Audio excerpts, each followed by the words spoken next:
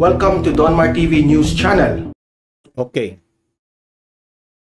May panawagan ngayon ng taong bayan at mga ilan sa ating mga congressman o mga politicians na dapat na raw simulan ni BBM ang Bataan Nuclear Power Plant at iba pang mga lugar sa Luzon, sa Visayas at sa Mindanao na pwedeng pagtayuan ng nuclear power plant.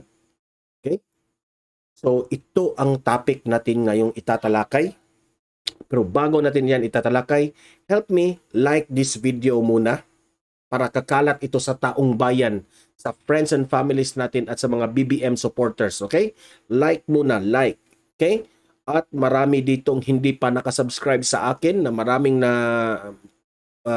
araw-araw na mga nanonood dito sa aking mga videos. Subscribe din sa aking channel Donmar TV. Okay? Subscribe na. Okay? 1, 2, 3. Okay? Then hit the notification bell so that you will be updated sa mga balita tungkol kay Bongbong Marcos. Okay? So ayun na nga.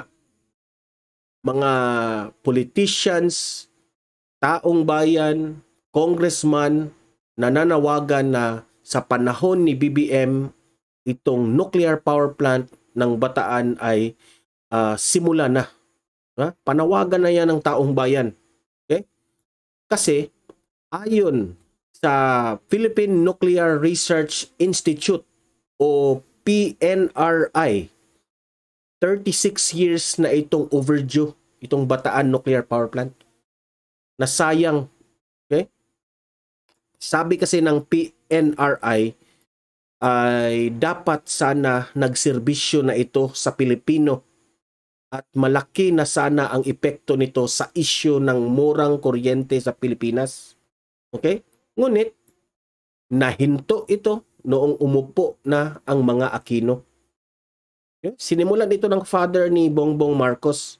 Tinayo ito ni Ferdinand Marcos kasi he was looking after sa ating future na magiging mura ang kuryente sa Pilipinas. Ginawa niya ito para sa ating taong bayan. Ngunit pag-upo ni Cory Aquino, ininto ito. Ininto ito ng mga Aquino. So, sinong kawawa? Tayo. Tapos kayo, sabi nyo, never again, never again. Magdilawan pa kayo. Dahil dyan, nahinto ang ating sana mababa ang kuryente natin. Yan, magdilawan pa kayo. Grabe. Ngayon ay inaasahan na mabuhay muli ang Bataan Nuclear sa administrasyon ni Bongbong Marcos. Okay? Imagine 31 million ang bumoto kay BBM. Malaki rin yan. 31 million. Binoto itong si BBM sa 31 million katao sa Pilipinas kasi bahagi ito sa kanyang kampanya. Always itong tinanong ng media kung bubuhayin ba itong nuclear power plant sa panahon ni BBM. So, yung 31 million na yan, umaasa yan na dahil part ito sa campaign ni Bongbong Marcos. Okay? Sabi ng mga politicians, sabi ng mga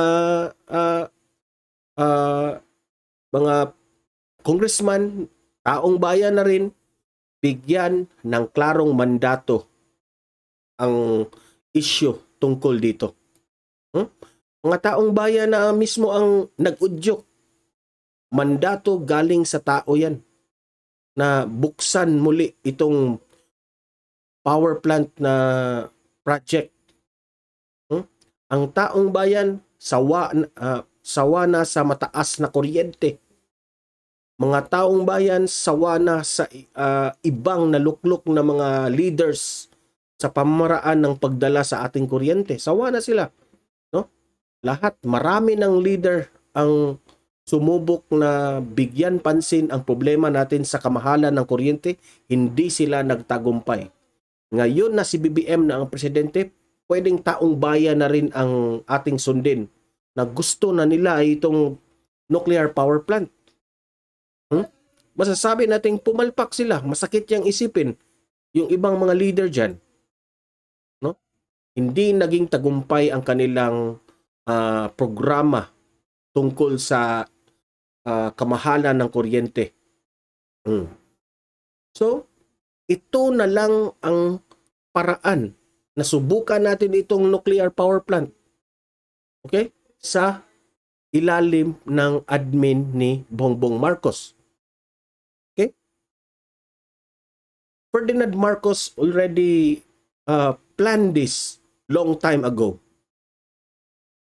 Nahinto dahil sa mga insecure na mga politicians, mga dilawan. Okay? Pagbigyan natin ang hinanaing ng tao. Okay? Pagbigyan natin ang hinaing ng tao. Sobra ng mahal ang kuryente. Tumaas na ang gasolina natin sa Pilipinas dahil sa giyera ng Russia at Ukraine.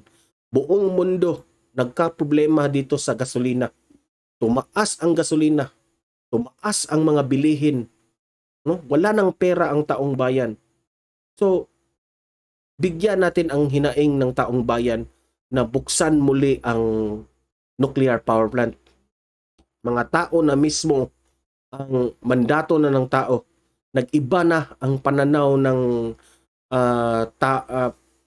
yung pananaw ng mga tao tungkol dito sa nuclear power plant, nag-iba na.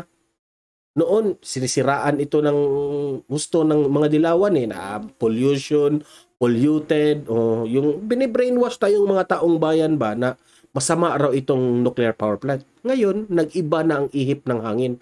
Mismo ang taong bayan na ang gusto subukan itong nuclear power plant. Alam niyo ba kung bakit? No? Kasi meron ng internet, nagre-research na ang mga tao, nakikita ng taong bayan na naging tagumpay ang ibang lugar sa nuclear power plant, no? Ibang lugar nagtagumpay, kagaya ng France, no?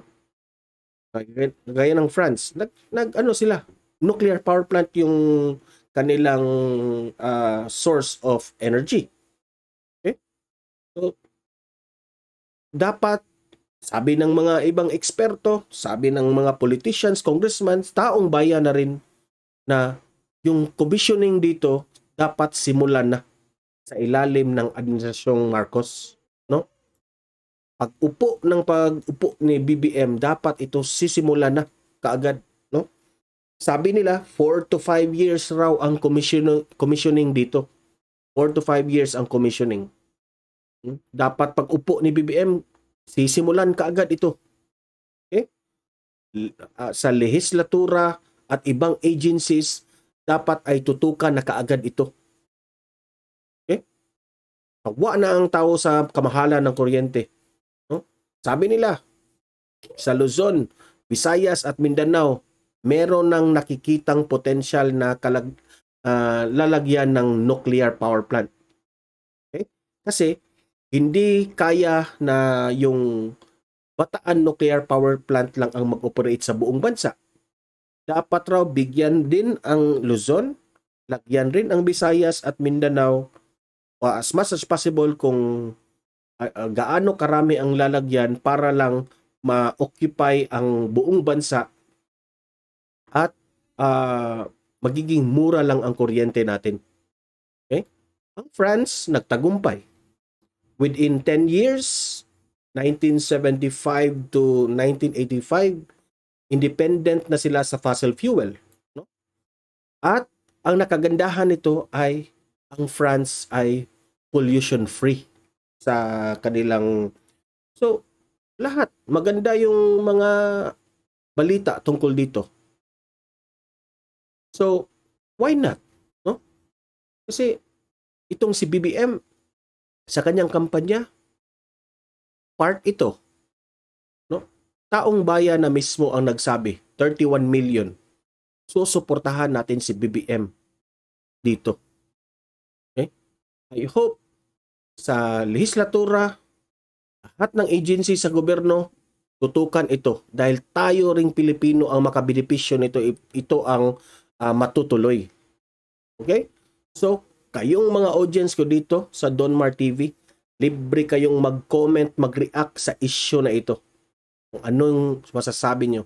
Tama lang ba ang kampanya ni BBM tungkol dito? Okay? Mag-comment, react kayo. Mahal na ang gasolina.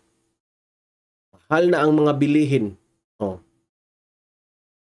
Yung ibang leader natin, nagdaang leader, hindi nagtagumpay tungkol sa ating problema ng kuryente, sa kamahalan ng kuryente. Mag-comment, react kung anong masabi nyo. Mag-suggest kayo kung anong dapat gawin. Babasahin natin yan. Okay? Patuloy nating ipagtanggol itong si BBM at si Inday Sara. Patuloy nating i-vlog ito at babantayan natin ang galawan ni BBM. Okay? At mahalin natin ang Pilipinas. Okay? See you in my next video and God bless to one and all.